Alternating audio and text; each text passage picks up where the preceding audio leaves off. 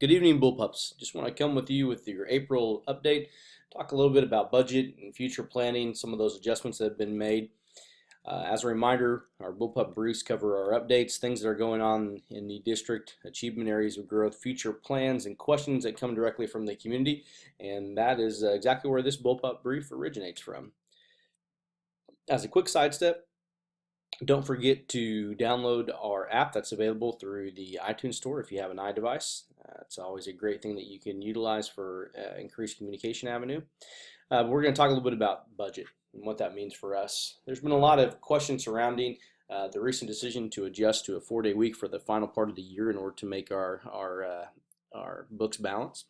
As a reality, virtual was a huge hit for us. That was one area that, based off of again, multiple years of data, and we look back at what those programs were doing, what our anticipated enrollment was, and then what it came to light, those just didn't quite add up where they needed to be.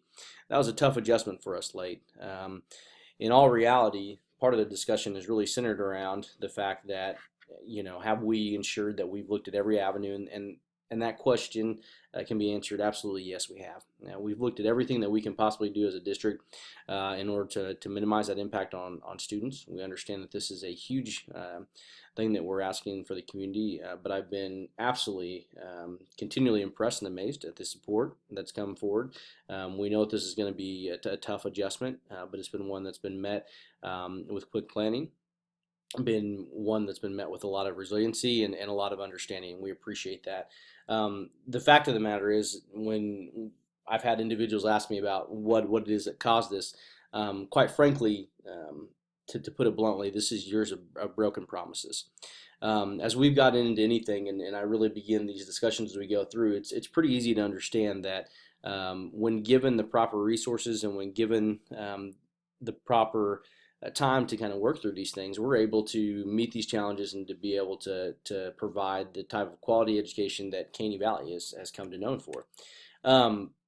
I gave this scenario, and this was kind of quoted in a couple of different articles around the local area, where as an adult, if I were to give you $20 at the beginning of the week and told you that's what you were going to use to eat, to feed yourself throughout the week, although it may be tough, you'd figure a way to make that work. You'd budget appropriately in some form or fashion and make sure that you had the ability to eat come the end of the week. What this amounts to essentially is that we've received the same thing from the state. We receive a budget at the beginning of the year, we work through that, but time and time again for the past years, and again not this year, I don't want to be misleading, but again in times of past, that amount has always been taken. It'd be like me coming to you on Thursday or Friday and saying I need $5 of that 20 back, and that's a tough adjustment. If you've got savings, if you've got other areas, like for us, our contingency reserve, our other funds, we're able to absorb that. We're able to make that adjustment and to make ends meet. Our contingency and other reserve funds that we have available have dwindled over the past decade to nearly nothing. A lot of that was a result of threats from the legislature stating that they were going to come in and take that money because they didn't want us to have any reserves, which seems irresponsible in my opinion. When you look at a school system and all the things that go into it, you look at the safety and all the things that need the resources to run that school district. A budget has to be built on those what if scenarios, and that's exactly what those reserves are for. But when it's threatened to be taken away, oftentimes districts chose to kind of dwindle those. We're not one of those districts that has a 60, even a 30, even a 20, even a 10% off of our annual budget in reserves. We simply don't. Our percentage is the second lowest in the state based on data last year. I haven't seen data from this year. I would bet that we're going to be close to the bottom, if not the lowest. We're cutting it very thin, and we're ensuring that we make sure that we finish this year for the first time in 5 years at that flat line. We've always continually spent more than what we've budgeted over the past few years, and we simply can't do that. A district has to have startup costs for the following year. A lot of that is unknown. A district has to have money to begin the year next year. That's close to 150 to 200,000 for us.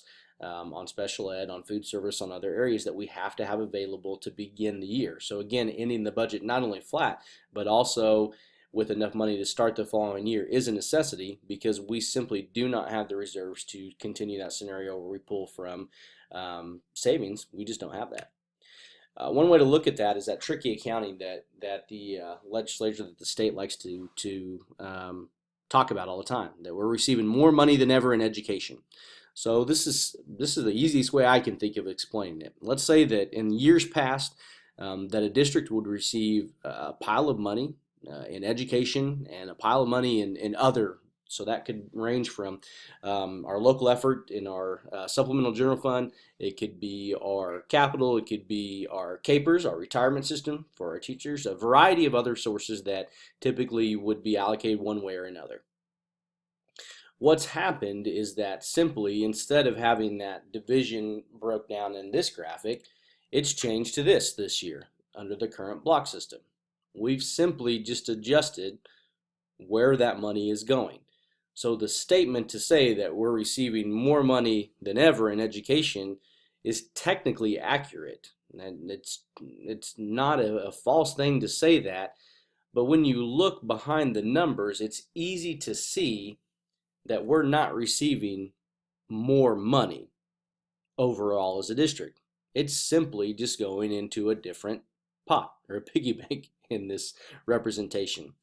The fact of the matter is that even though they would like to tell you that these things are even or that it's more or additional, it's actually tougher for districts overall, and so it feels more like this as a district.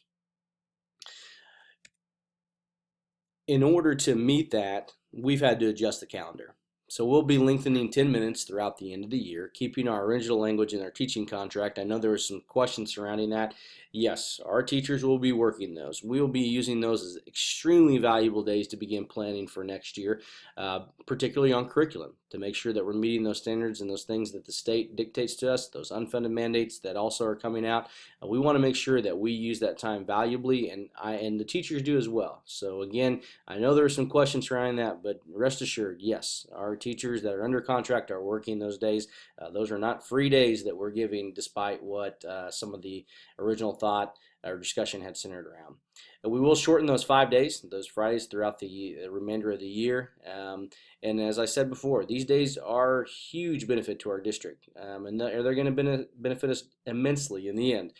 We know that these days are invaluable. In fact, the beginning work that we've done is going to lay the foundation for a great start to the beginning of next year, despite all odds.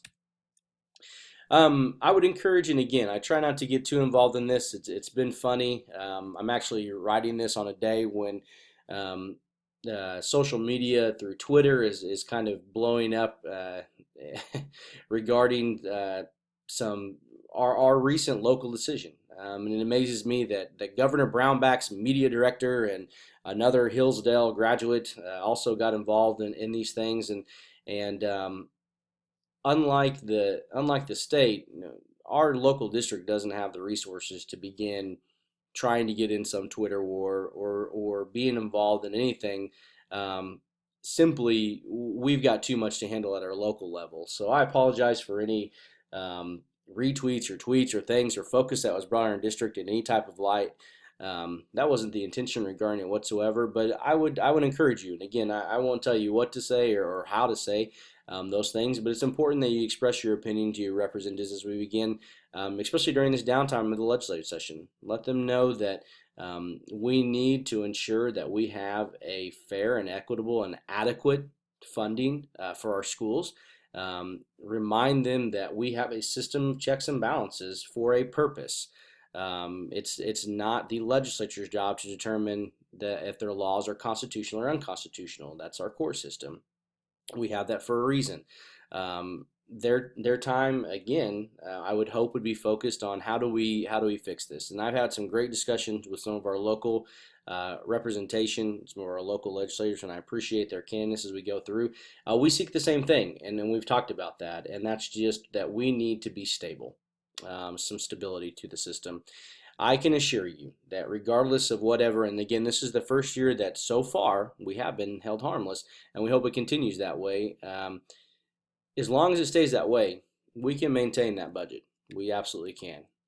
So despite between being a rock and a hard place, as we move forward, um, I just ask for your continued feedback and communication as we make these decisions.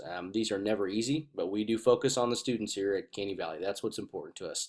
Not not state level politics or anything else.